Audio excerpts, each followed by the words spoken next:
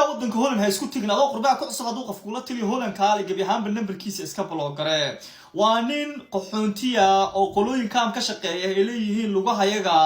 ama lugahayga dhunko runaantii fiidiyogaas wuxuu noqday fiidiyowgii ugu saameynta badnaa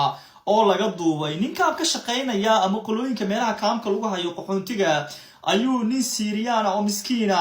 waxa uu leeyahay lugahayga wariyaa dhunko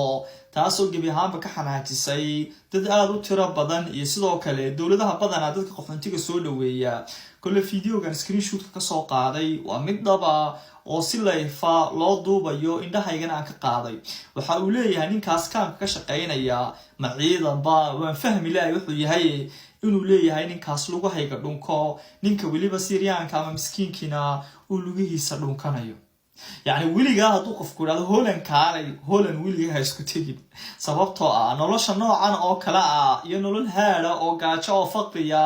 oo aan lagu qadeenin ayaa gabi ahaanba ka horeysa haad baad dula tagi haadna waad kaga soo noqon laakiin hadda doonaysa jawi degan iyo shaqo iyo nolol buuxda Jarmalkan kugu soo dhaweynay waliba roob casban oo roog salaam